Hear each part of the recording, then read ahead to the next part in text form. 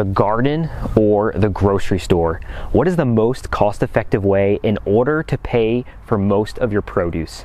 These days, people are starting to realize how important their health, their happiness, and the amount of money that they have in their pockets, and have started growing their own vegetable gardens in order to affect all of these things in the most positive way.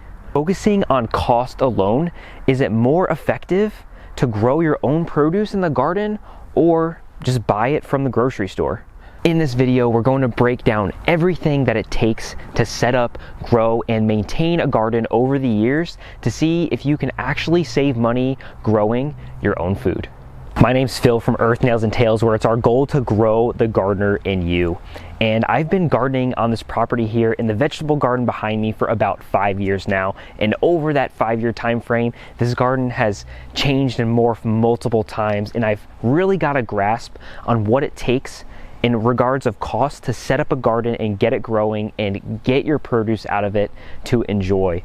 And just to break things down very simply, there are a few things that you need to consider in regards to the cost of starting up your garden. Now, we're not going to talk about layout or anything like that. We're going to talk about the sheer costs it takes. And in order to make this video effective and useful for the average grower, we got to set some guidelines in which we're going to design our garden by.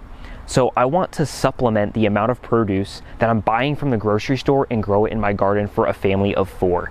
And for this, I've figured out approximately the number of vegetables I'm going to grow, and I put it in this table right here. And you can also find a link to this in the description below. And I'm going to give you literally all of the details that you need in order to start this theoretical garden that we're going to describe here. So not only are we going to determine how much it costs to start a garden and if it's worth it to grow your own food, I'm going to give you all of the tools that you need in order to literally create and grow this garden. So I think this is going to be extremely useful for all gardeners alike. So if that excites you, make sure you stick around all the way to the end so we can discuss every single detail along the way. But the things that we're going to be considering is starting up our garden for the first time. Do we want to grow in the ground or do we want to grow in raised beds? We need to fill or create our garden with soil. That's going to be completely different if we're going to be growing in the ground or growing in raised beds. So we've got our raised beds and we've got our soil as our costs. Now we need seeds to grow. So we're going to pay for those seeds, and then we're going to talk about the things that we're going to do in order to maintain the fertility of our soil and build it over the years.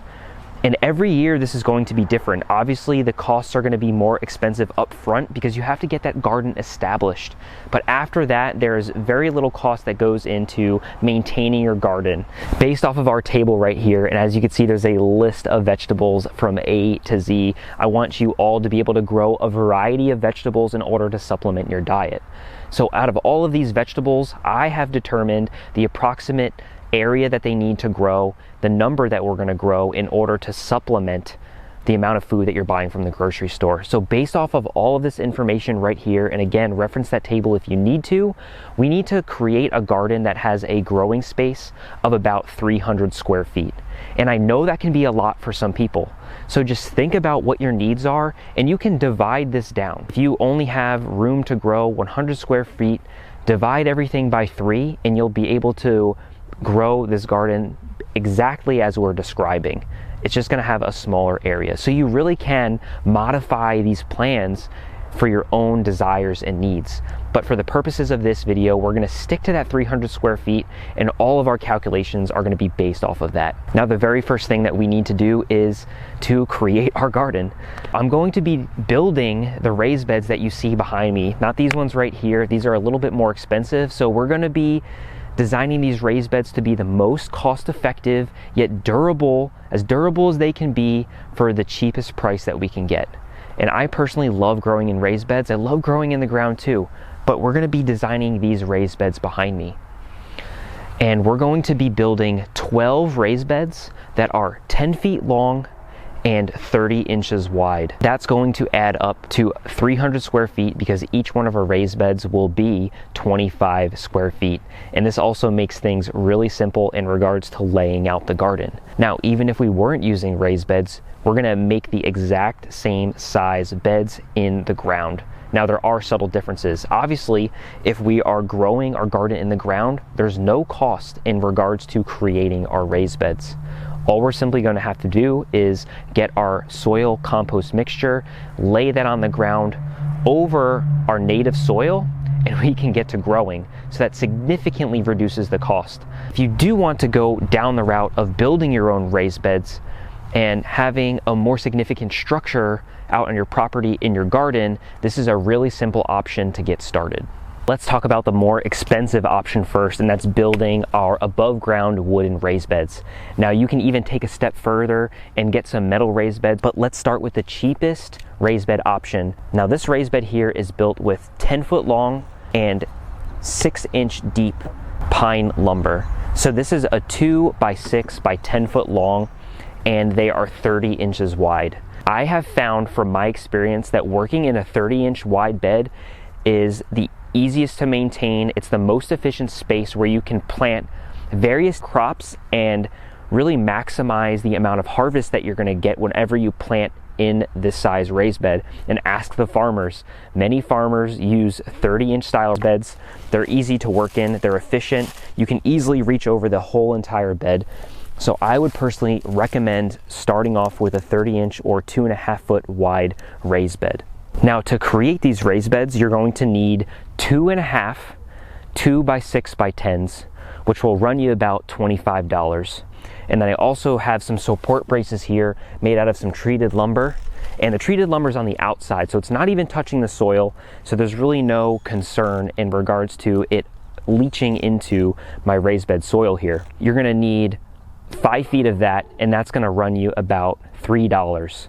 And then to build all of your raised beds, your 12 raised beds, you're going to need 1 box of exterior decking screws that are 2.5 inches deep, and that's going to cost you about $40. Overall, this whole build, to build 12 of these raised beds, is going to cost you about $380. That is going to be the initial cost that it takes in order to start a raised bed garden. Now, if we're not growing in raised beds, the initial cost to create a raised bed is $0. However, there is some labor involved in regards to mounding up the soil and getting the soil started. Now that we understand how we're going to lay out our garden and how we're going to build our garden beds, we're going to get into the discussion of soil and how much that's going to cost as well. Growing a garden in the ground, all you're going to have to do is invest in some quality compost topsoil mixture. And when I first formed my raised beds in the ground 5 years ago, I started growing in the ground. You really want to start with a nice 3 to 4 inch deep layer of this topsoil compost mix.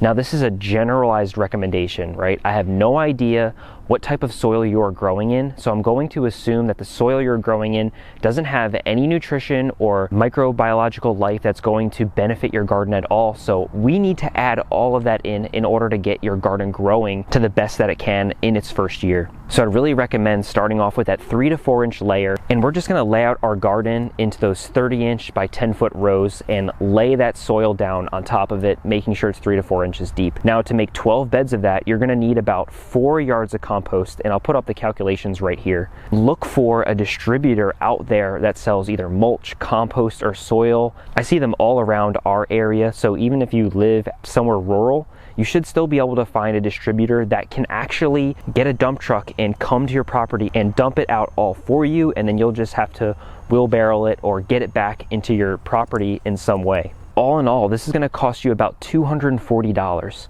So now you can see you have a garden established for $240 right off the bat, and now all you have to do is pay for your seeds. That's like less than 1 month of groceries for most people. Now our garden is set up, we spent about $240 for our in-ground bed versus the $380 we've spent for our above ground bed. But there are some benefits in regards to raised bed gardening that we're going to get into right now.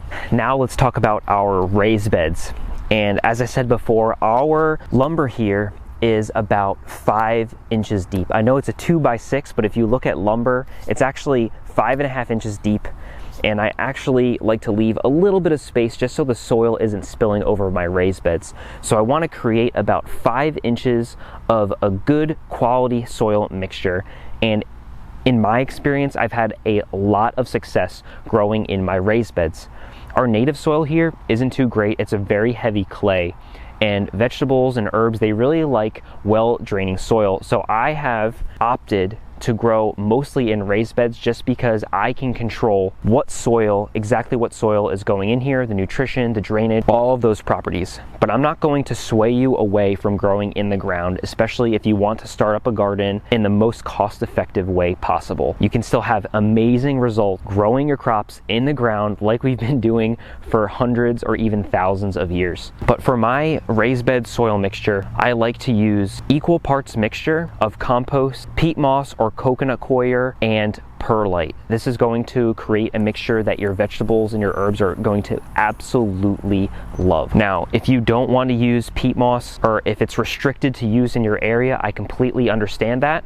You can opt to use coconut coir. Just know that it's not proven to be as effective for horticultural uses as of now. It just hasn't been around that long. Another option that you can use is a high quality topsoil, but you're not gonna have that really light fluffy soil that you would get if you were going to use peat moss or coconut coir. So what we're going to do is add about 3 cubic feet of your compost, 3 cubic feet of your peat moss, cocoa coir, or topsoil, and then about 2 cubic feet of your perlite. And again, I'll throw up all this information right here for you, but to create the soil for all of your raised beds, with this mixture, it's gonna cost you about $530. So just stopping now, we can see the difference already in regards to cost of starting in in-ground garden, $240 upfront cost, or starting in a raised bed garden where you have to create your raised beds, which are gonna run you around $300, and then filling it with $500 worth of soil. We're already at that $800 mark for building and creating a raised bed garden. But I just want to provide you both of these options depending on what your circumstances are and what your goals are in regards to starting up your garden for the first time. Now, the next cost we are going to be talking about are our seedlings, or our seed packets. You obviously need your seeds to grow your food. Or you can go out and purchase some starts from the big box stores or a nursery, but that's obviously going to be more expensive. Now, on average, I would say that a seed pack costs about $3, and you can obviously find cheaper options or more expensive options depending if you want to grow a specific or an heirloom variety, or you're looking in general just for specific varieties of crops. Might run you $4 or $5 per seed packet. Pulling up this table, we're growing about 24 different types of vegetables. 24 different vegetables, $3 seed packets. That's going to run you approximately $70 for your seed startup costs. But the great thing about your seedlings is you can preserve many of them from year to year to year, and you can grow them for multiple years. So this is another cost that you're not going to have to make every single year, but you can choose to buy seeds or different seeds if you want to experiment throughout your growing years. And the very last cost we are going to have to consider in order to get our garden up and running and producing for this growing season is fertilizer. And I want to thank Dr. Earth for being the sponsor of this video. Their products are far superior to any other type of fertilizer that you're going to find out in the market. Their products specifically provide various types of biological life, which is extremely important in order for your plants to get the maximum amount of nutrition that they need in order to grow strong leaves and strong fruit. And that is also going to affect the amount of nutrition that you're getting from your food as well. Depending on what type of fertilizer that you use out in your garden is going to change the overall cost. If you're going to buy a more premium fertilizer like Dr. Earth, it's obviously going to cost you more, but this fertilizer you're not going to have to use as much in your garden. Versus if you get a lower quality fertilizer, you could be fertilizing your garden anywhere from 2 weeks to every single month. This Dr. Earth fertilizer, I'm only gonna have to apply in my garden initially before I plant my plants, and then every 2 to 3 months throughout the growing season in order to continuously feed that beneficial and biological life that's in the soil, which are going to feed our plants. nutrients. And all of this information is laid out very clearly on the back of this bag right here. I would highly recommend purchasing some Dr. Earth vegetable garden fertilizer to use in your garden throughout the year. So now our garden is built, it's up and running, and it's growing our produce, but how much are we getting?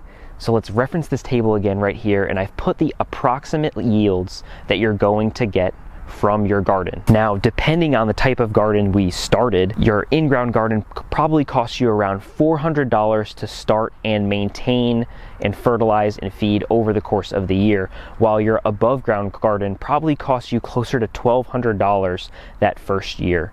But how much produce are we growing and how much are we actually saving? And in this table, you can see with our approximate yields, our guesstimate yields, and this is all information based off of the yields that I have seen come out of my garden and what I've been growing. And based off of all of this information and comparing it to the prices that we're seeing in the grocery store, this garden is going to yield or have a value of about $980, so almost $1,000 value of the produce that you're growing in your garden that very first year. And I think that's pretty amazing. So from a $400 investment, you're getting $1,000 worth of produce. So you have a profit of $600. You're saving $600 that first year if you opted to grow your vegetables in ground beds. That's pretty amazing to me. But you're saying, Phil, I'm losing money if I grew in raised beds. Yes, that first year you're going to lose a little bit of money because you're establishing a garden that's going to last for 5, 6, 7, 8 years, depending on how well you care for it. So yes, you've invested $1,200 that first year, so you've lost $200. You've only spent $200 to grow all of that food. Just think about how much money you spend every single month going to the grocery store, only spending $200 to grow this nutrient-rich food. I would say that's a huge win. So now let's talk about the years to come.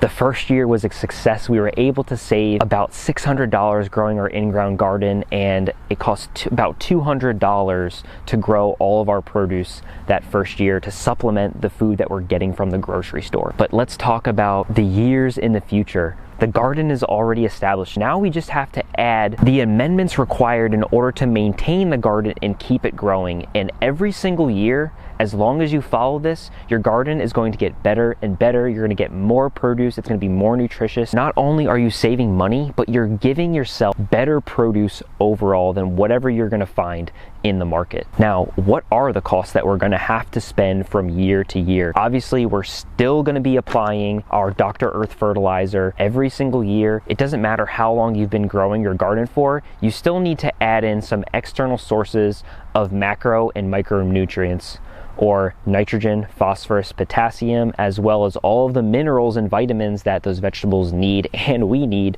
in order to grow successfully. So we're going to continue to apply this fertilizer, same as we've been even in our first year. So these costs are going to be relatively consistent. Now, I also like to add 2 inches of compost every single year to all of my garden beds. This is going to continue to add biological life, beneficial biological life to our soil. It's going to add structure to our soil that our plants are going to love, and it's also going to add in long sources of nutrition that take about 5 years to break down.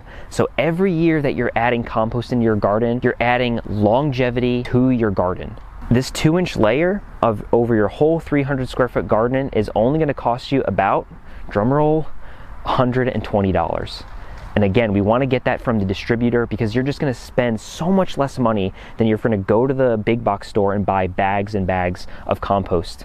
One, that compost from the distributor is going to be so much better than the bags of compost that have been sitting for who knows how long in the big box store, and you're going to save so much money buying it in bulk. So now, from now on, every single year, I would say at the absolute most, you're going to be spending $300 a year in order to feed your garden. You might want to add in a few more varieties of vegetables, change things up from the previous years. So let's say you buy $50 worth of seeds. Now you're spending $350 a year to grow your garden. Now it doesn't matter if you're growing in ground or in raised beds, this cost is the same. So you took a little bit more of a hit growing in your above ground raised beds, but now from year to year, the cost is going to be the same for either one. Now you're paying $350 a year to grow $1,000 worth of produce. So every single year you're saving yourself about $600 a year to grow all of the vegetables that you can in your garden at home. I don't know about you, but this information to me is so exciting, knowing that I can grow a majority of my produce at home and save a significant amount of money than as if I would purchasing it from the grocery store. Now, I know there's going to be work involved, and not everyone has the same amount of time as others, but really the most amount of time you're going to spend is creating that garden up front. And this is going to be investment. Just like you take your money and put it in the bank or invest it in the stock market, you have to spend the time or spend the money up front in order to get that reward on the back end. Now, I'm not saying this is going to be easy, but if this is something that you really want and you're really desiring to do, definitely subscribe to our channel and follow us along the way, because we're providing all of this information across multiple videos in order to get you guys growing out in the garden. That's the whole purpose of Earth, Nails, and Tails, is to grow the gardener in you. And we want to do everything that you can in order to make these dreams a reality. And if you are interested in building this garden that we have talked about, definitely remember to check out the link in the video's description, because it will literally provide you all of the information that you need, all of the tables, the calculations, the materials list, everything that you need in order to create this theoretical garden that we have been discussing. And if you have any questions about any of these materials, make sure you leave a comment down below and I'd be more than happy to get back to you. I'm so excited for everyone that's watching this video, because I know how powerful it can be and how it can feel to grow your own garden and just walk outside and be able to pick your own produce and eat it for yourself, feed it to your family. Not only are you going to be saving money growing your own garden, but you're also going to have access to the most nutrient dense and healthiest foods that you can get your hands on. And I am so excited about that for you. That's going to sum things up for today's video. Again, my name is Phil from Earth, Nails, and Tails, and I'm so excited to have you all come along even further on our journey, so that way we can help grow the gardener in you. And thanks again, Dr. Earth.